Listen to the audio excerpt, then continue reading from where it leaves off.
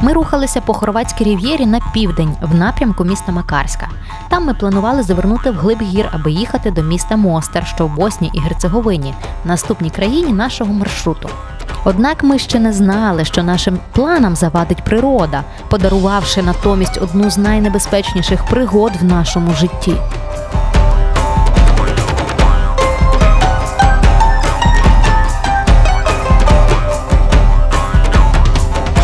В цій частині Адріатики гори по-особливому грандіозні.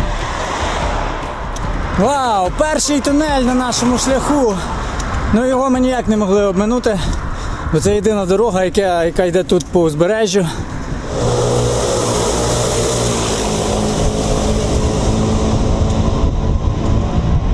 Останнього вечора перед Макарською нам довелося ночувати в дуже незвичній локації. Затяжний підйом не дозволив подолати перевал до настання темряви. Ну, я вважаю, нема сенсу їхати зараз вночі туди на гору. Через 3 хвилини буде темінь. Ну тут теж треба наставати, тому що, дивись, траса буквально тут, і може бути поліція прийде і, коротше, будуть проблеми. Ну, тоді поїхали. Ну, але якщо їхати туди, то ми вже в темряві будемо їхати прямо над прірвою. Ну, так. Машини гасають. Ну, давай, напевно, тут зупинятися все. Так? Ну, давай. Отут, в цьому місці. Так.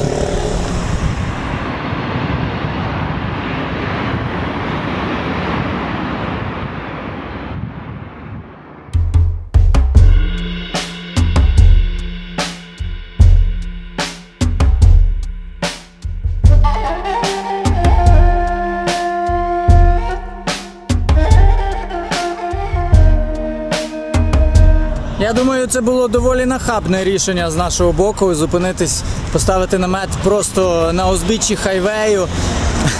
Ми щомиті чекали сирени поліцейських, що нас приїжджають, заковують в наручники, везуть в хорватську в'язницю.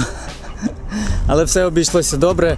І я не знаю, можливо, це один із кількох вже випадків, котрі говорять про те, що насправді не заборонено зупинятись десь в таких місцях, які не є приватними просто. От, тобто на пляжах, я думаю, точно дозволено, тому що нас поліція там бачила. І в таких місцях теж, якщо це вимушено, я думаю, то вони розуміють.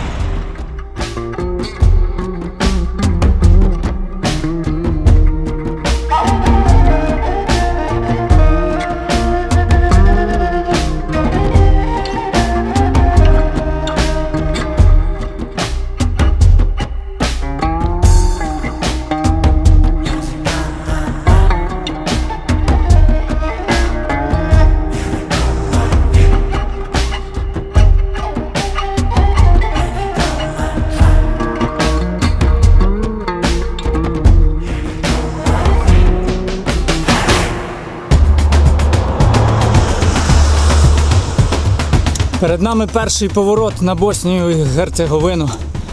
Там дуже крутий серпантинчик, але ми не повертаємо, ми їдемо далі. За містом Макарська буде ще один поворот. Ми сподіваємось, що там буде не такий крутий підйом, але ми цього не знаємо і може виявитись навпаки.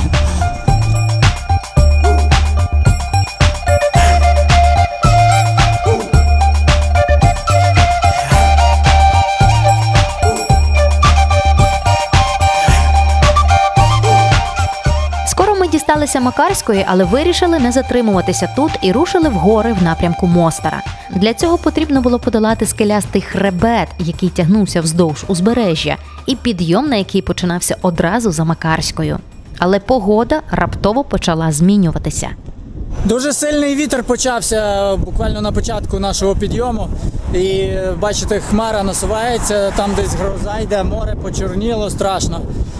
Ми їдемо проти вітру, хоча він час від часу міняється, але дуже потужний. Тут ще ми зустріли велосипедистів, які колесо пробили і попросили в нас насос, бо в них чомусь не було насосу. Таке часто буває, напевно, скоро мене, думали ми. І спочатку це навіть було прикольно і весело. І тут раптом за Макарська нас накрив вітер зустрічний! Яка там Боснія і Герцеговина?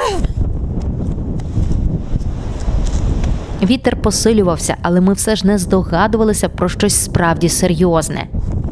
Їхати просто неможливо, тому що рвучку так кидає з боку в бік, і я вже ледь не вилетів на узбіччя, тому вирішили тільки йти пішки поки що. Незабаром сильні пориви вже не здавалися нам веселими. До села вгору було ближче, ніж назад до міста, тож ми вирішили дійти до нього і там перечекати негоду.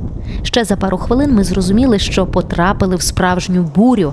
До села залишилося 900 метрів, але їх пройти вже було неможливо. Стало складно бодай встояти на місці. Вітер мене просто зніс. Ми зупинили вантажівку, потім зупинилися ще 2 автівки, аби нам допомогти. Чоловіки викликали рятувальників.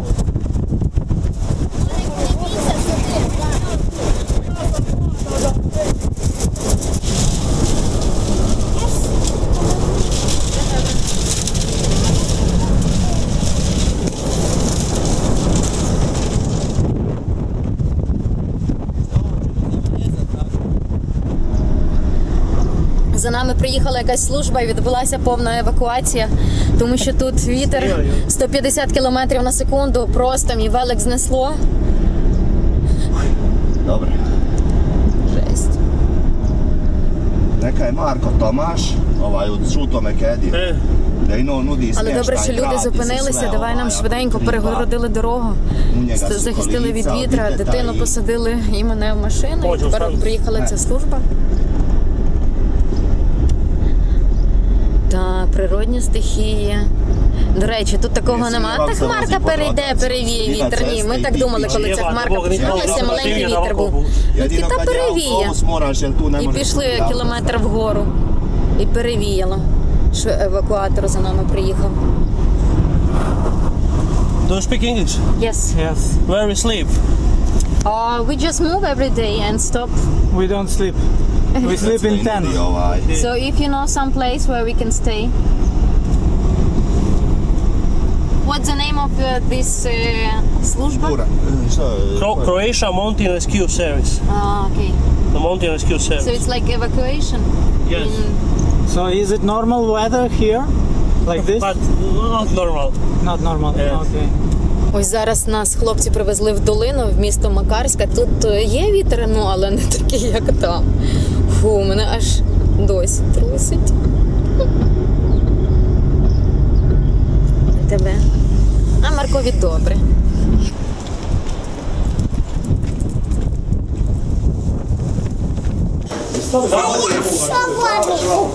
Давай.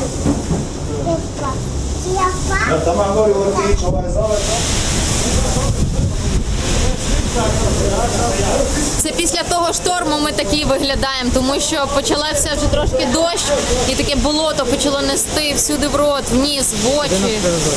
Нас привезли в офіс цієї служби, вже приїхала поліція, перевіряє їхні паспорти. Ну, я так розумію, це чисто така офіційна формальна робота їхня. Пропоную чай, йдемо пити.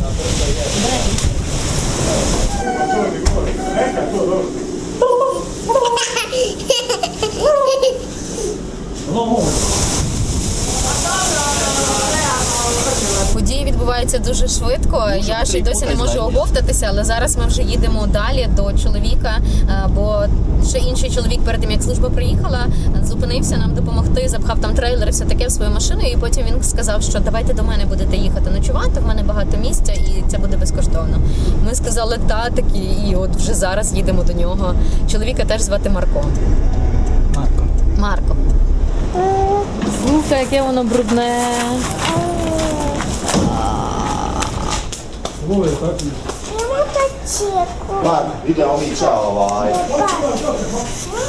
Це велосипеди, які пережили бурю. Що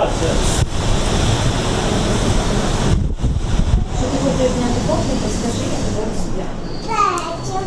Печиво? Ти хочеш їсти?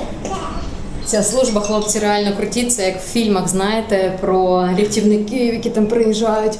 Вони такі, так, ви швидко в машину. Вони самі там велики закидують, такі хлопці здорові. Ну, я впевнена, що вони підготовлені до такого, такі мене зносять там. Перше, що вони зробили, це взяли Марка на руки і швиденько його засунули в машину. Ну, там він якось спеціально його взяв. Потім мене там швидко завели. До Володі теж іди в машину, самі все там позакидали. Фу. Таке пережили цікаве, нові відчуття. Ну, Маркові в даному випадку було найкраще, тому що він сидів в трейлері, в безпеці, йому було тепло, вітер на нього не дув, він собі там гриз вівсяний батончик, дивився планшетик і такий думав, що відбувається? Ну, чув звук якийсь, але він не плакав, не кричав, нічого, просто сидів собі спокійно. От. Вже потім, коли його пересаджували, то він такий, що це відбувається? Ну, але він, я думаю, на підсвідомому чи на якомусь свідомому рівні він розумів, що просто треба бути спокійним і слухатись все, що йому говорять. Тобто хлопці його взяли на руки, занесли в машину, він послухався, я прийшла, він собі сів спокійно, такий, це що такий сильний вітер? Я кажу, та, Марко, а машина так літає. Такого літає. Я хочу популити. Я їм макарони. А це мій сосадок. А ти пам'ятаєш, нині сильний вітер був? Чи він їхав на машині і плутав калмах, а потім і татусь сказав, можна малювати. А, так.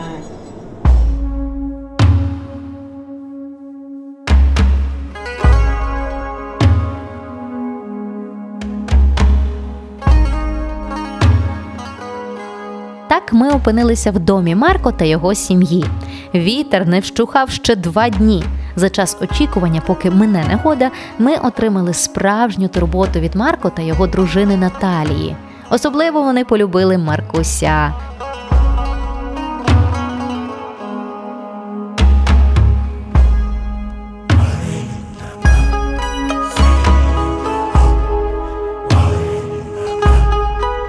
Також ми мали можливість відмити всю нашу велотехніку, яка після бурі була не в найкращому стані.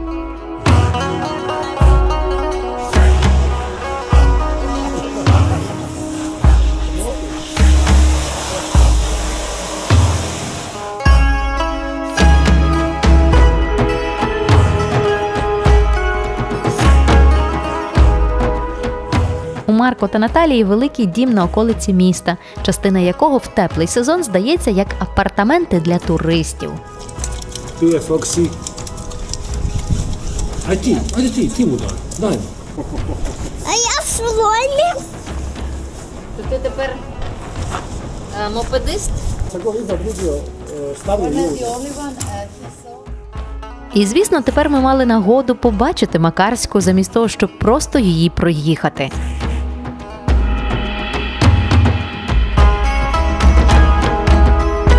А ще ми побували в ресторані брата Марко, де куштували найсмачніші рибні страви у житті. Минулого року це був найкращий ресторан, рибний ресторан на всій Адріатиці тут в Хорватії. Čekaj, Marko, Молодець. Marko se ti čita.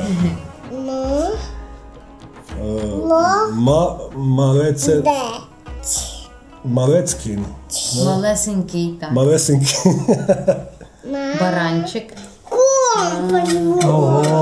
A, to je za Marka. Це якийсь ретро. Evo, to je za velikog putnika.